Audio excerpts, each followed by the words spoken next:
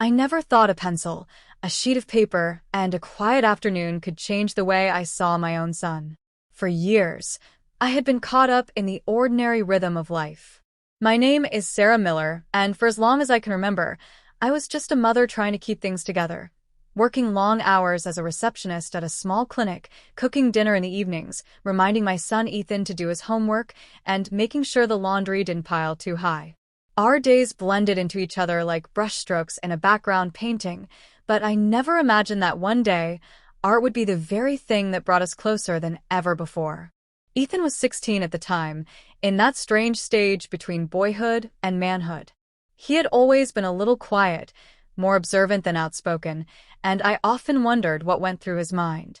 He wasn't much of a talker, but he was always drawing little doodles on the corners of his notebooks.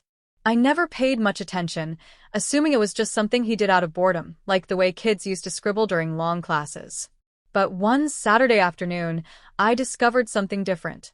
I had come into the kitchen after folding laundry and saw Ethan sitting at the table, completely lost in concentration. His hand moved carefully, almost tenderly, over the page. I stepped closer, and that's when I noticed he wasn't just doodling shapes or cartoons, he was sketching me. At first, I froze. It was strange to see my own image appear on a sheet of paper, captured in the way only his eyes could see me. He had drawn me as I looked the evening before, when I had been sitting by the window with a cup of tea in my hands. My face wasn't perfect, of course, but there was something in the lines, the shading, the expression. It looked gentle, kind, and maybe even beautiful in a way I hadn't seen myself in years. "Ethan," I said softly, almost afraid to break the moment. He jumped a little, startled that I was standing behind him. His cheeks flushed pink as he closed the notebook halfway. "Sorry, Mom." "I was just drawing," he mumbled, like he was embarrassed to be caught. I sat down beside him and touched the edge of the paper. "This is really good. I mean it. Is this supposed to be me?" He hesitated, then nodded. "Yeah." I don't know. I thought you looked peaceful last night, and I wanted to try." Something about the way he said it made my throat tighten. For so long, I had felt like I was just a background character in his teenage life, making sure there was food on the table, nagging him about schoolwork, and standing back as he grew more independent every day. But in that moment, I realized he still saw me. He noticed me. Not just as his mom, but as someone worth capturing. That night, after Ethan went to bed, I looked in the mirror and thought about the drawing. It had been years since I saw myself in any special way. Life had worn me down, stress lines on my face, dark circles from late nights, and a few silver strands in my hair. But Ethan's drawing didn't show any of that. It showed me as he saw me, calm, present, and important. The next morning, I encouraged him. "You know, Ethan, you really have a talent. Maybe you should keep drawing. Maybe even try painting someday." He shrugged, pretending not to care much, but I saw the flicker of pride in his eyes. Over the next weeks, his sketchbook rarely left his hands. He drew everything, our backyard, his sneakers, even the neighbor's dog. But more often than not, I noticed he kept glancing at me when I was cooking, reading, or just sitting by the window. Soon, I realized I had become his unspoken muse. Sometimes I'd tease him. "You're not drawing me again, are you?" I'd ask with a laugh, and he'd roll his eyes but smile at the same time. What touched me most wasn't that he was sketching me. It was that through his art, we were connecting in a way words never quite managed. One evening, I walked into the living room to find an easel set up. I blinked in surprise. "Since when do you have an easel?" "Mr. Parker from art class let me borrow it," Ethan explained. "I wanted to try painting. You'll sit for me, right?" I laughed. "You want me to pose? Like one of those fancy portraits?" "Yeah. Please, Mom."